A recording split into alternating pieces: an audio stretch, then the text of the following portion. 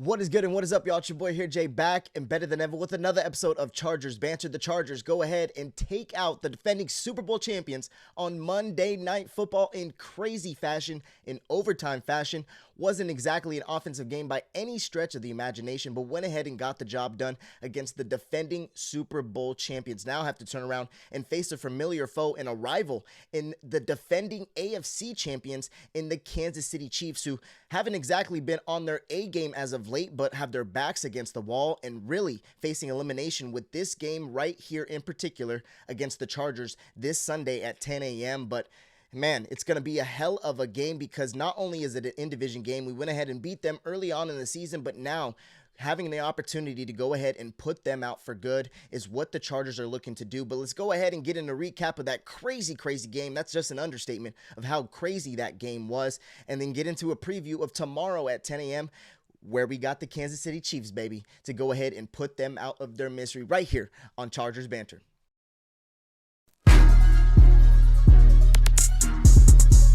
What is up, y'all, and welcome back to another episode of Chargers Banter. The Chargers go ahead and prevail on Monday Night Football against the defending Super Bowl champions in overtime, 22-19, now 5-0 in primetime games, and just wildness on the field. I mean, both offenses for both teams were not present. If you're watching the game just as a regular NFL fan, as a football fan, not fan of either team, you're looking at this game going, what in the hell is going on? I mean, we got Jalen Hurts over here committing 2 turnovers in one play, the first time a player has done that since 1978. Then we got 5 turnovers by the Eagles offense. We got Justin Herbert throwing, interceptions. We got people fumbling the ball all over the place.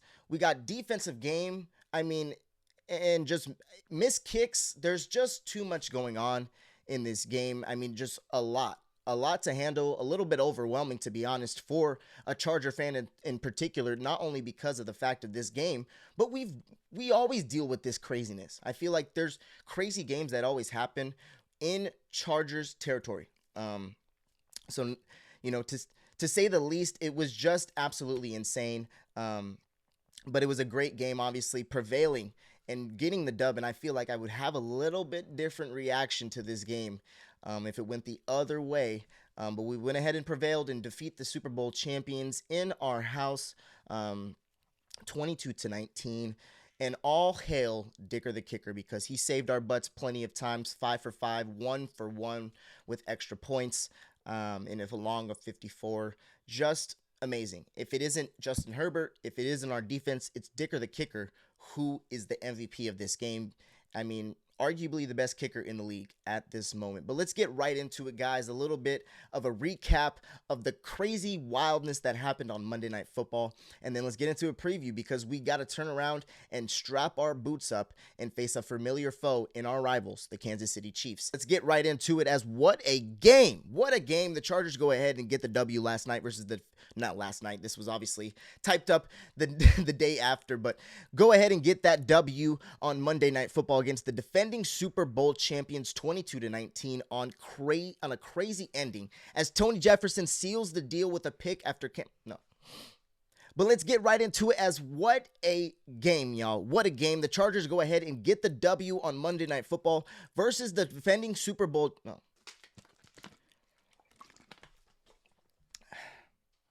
But let's get right into it, as what a game, y'all. What a game. What a game. The Chargers go ahead and get the W on Monday Night Football versus the defending Super Bowl champions, 22-19 on a crazy ending, as Tony Jefferson seals the deal with a pick after Cam Hart tipped it and forced Jalen Hurts' 4th interception on the night.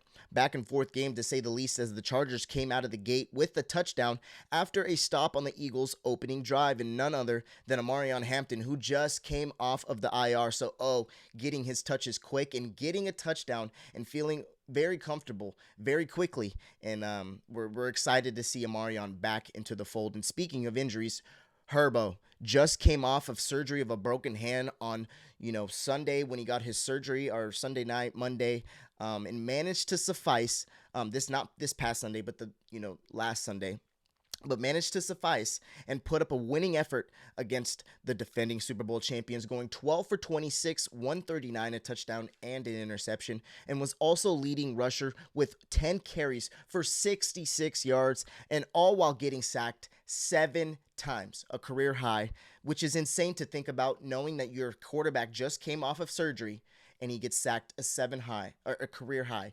7 times. Vidal was our leading receiver with 1 catch for 60 yards on that dump pass over the middle and then went up the sideline. But other than that, Keenan Allen was our leading receiver with 22 yards, y'all.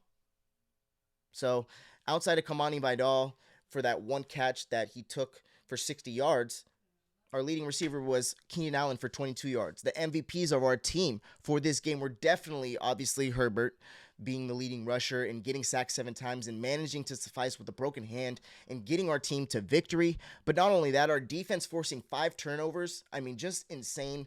Defense has been balling out all year long, and you wanted to see it against a team like the Philadelphia Eagles. Even though they have been sputtering on offense as of late, they still went ahead and got the job done and did what they needed to do, forcing 5 turnovers and 4 interceptions on Jalen Hurts. And Dicker, the kicker, going 5 for 5 and a long of 54 in a game-tying and game-winning field goal. Just clutch, ice in his veins, everything that you want to say, everything that you want in the kicker. Best kicker in the league, in my estimation. Defense played lights out, giving our offense chances, not only picking off Hurts 4 times, but also having a sack and 2 forced fumbles and recovered 1. Dayon Henley was our leading tackler with 7 total tackles and 6 solo, while also having 7 TFLs as a defense. Not to mention the secondary had 10 passes defensed and 6 QB hits, guys.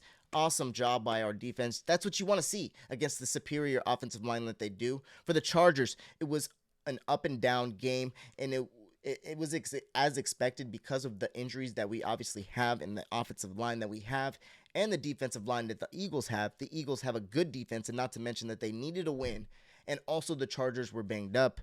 Didn't matter if we ran the ball more. Herbert would have been pressured just as much, getting pressured 26 times, guys. There was a graphic that I need to go ahead and find for you guys, but I'm pretty sure that was like top 10 all time pressured by a quarterback. 26 times he was pressured after just coming off of hand surgery. Just unreal. You know, I've lamented towards how bad our offensive line has been, but that just goes to show how bad they are. Guys, athletes strive to get better. Athletes have a drive to want to do their job better if they're not doing it. Yes, there's very seldom where they don't necessarily care. They're at the nonchalant attitude and all that other stuff. Great. But it's just, I just don't get it. Your quarterback is getting absolutely obliterated every single game. And you are the culprit you're the reason why it's happening. Yet every single week, it doesn't matter if this is a better defensive line, this is a better defensive line. It doesn't matter who you face each and every week. My point to it is get better. Get better. There's just no reason why it's week 14 and we are doing the same things that we were doing in week 4, 3, 2, and 1. It's frustrating. It's just, I can't understand it. I can't. Because not only that, but you're a professional athlete. This is your livelihood. This is everything to you in the sense of what you were doing prior to get to this point, your whole entire life, and not to mention the fact that you're getting paid to do what you're supposed to do. You're getting paid. This is your literal job, your literal livelihood. The checks come in. This is how you pay your rent. This is how you freaking keep your family afloat. This is how you keep yourself afloat. And I understand defenses are good. Schemes are good. I understand that, you may not have the best talent. But back to the point that I've said on previous podcasts, if all hell breaks loose and you don't know your assignment, please block the man in front of you. Nakobe Dean comes free, flying. This gap is bigger than my damn garage door. I mean, it's just, and he strip sacks, he hits Amarion Hemp, blows him up, because there's obviously nobody in front of Amarion to at least chip. I don't want to call out names, but you get my point, right? There's just a ton of missed assignments. It's just hard to watch, guys. It's hard to watch. It's just not acceptable. But we won the game. We scrapped it out. Herbo is a dog, is an animal, and from a different breed for his toughness. And his toughness cannot be denied for what happens week in and week out. And I don't even know how our offensive line coach is still having a job. Don't know. I don't. But the Eagles also looked hot and cold as well. I just want to get off tangent there. Sorry. But the Eagles look hot and cold as well. Saquon and AJ both had a big game. Both all was for naught, though, as their quarterback threw 4 picks and won in a game-winning drive in overtime. Hurts 21 for 40, 240 yards, and 4 interceptions. No touchdowns, 27.3 QBR, 31.2 passer rating. This statistic is crazy because 31.2 passer rating, he would have had a better passer rating if he had spiked the ball the entire game. I'm going to say that one more time for you guys. He had a 31.2 passer rating. Okay. For whatever he did. 240 yards, 4 interceptions on 21 and 40. He would have had a better passer rating. This is true. A better passer rating if he had spiked the ball the entire game. It's simply due to the fact that he gave the Chargers 4 extra possessions with his 4 interceptions. Just not going to cut it. But Barkley having 20 carries for 122 yards and a touchdown with a 52-yard touchdown run. And I knew this was going to be a Saquon game. I knew it was going to be a Saquon game at some point in time. I knew that he was going to have a breakout run. I knew he was going to probably have a touchdown. They were going to give him as many touches as he needed until he had that. And he just did that. 20 carries was enough to have 122 yards. Granted, we did have some great run-stopping moments in the game, in pivotal drives to go ahead and stall the offense of the Eagles. But he went ahead and broke that out. Outside of that, we probably would have held him to, 60 yards, 70 yards. That's fine with me. I think that's fine when you have top 5 running back in the backfield. But I knew it was going to be a Saquon game at some point. I just had a feeling, guys. I had a feeling, and he went ahead and did that with 122 yards. But we went ahead and stopped it. We went ahead and won. Brown also had 6 receptions for 100 yards. Dallas Goedert, 8 receptions for 78 yards. And Smith had a long of 28-yard reception. So the pass game was flowing as well, also because of Saquon. But Saquon did his due diligence, but all for naught, again, because of the 4 interceptions. Eagles defense also played lights out, having 7 sacks, guys, versus this abysmal offensive line for the Chargers, teeing off with also 11 quarterback hits and 26 pressures. Mind you, he just had hand surgery. He just had hand surgery. So that's a career high for Justin Herbert. Just having their way. And secondary also played well with 5 passes defense for the Eagles. But the stat sheet only tells you so much, guys. Only tells you so much, as there was key plays in the game that came late as a holding on the Eagles and a later tipped pass that led to a ceiling interception for Tony Jefferson and the Chargers, and several chances for the Eagles to put the game away, but the offense could not come through, specifically Jalen Hurts. Personally, didn't think we would pull that game out, but we went ahead and did. Possibly a chance for the division at this point if everything falls in line. Easily one of the wildest games I have ever witnessed. I've not covered, but I've watched a lot of Chargers football throughout my years.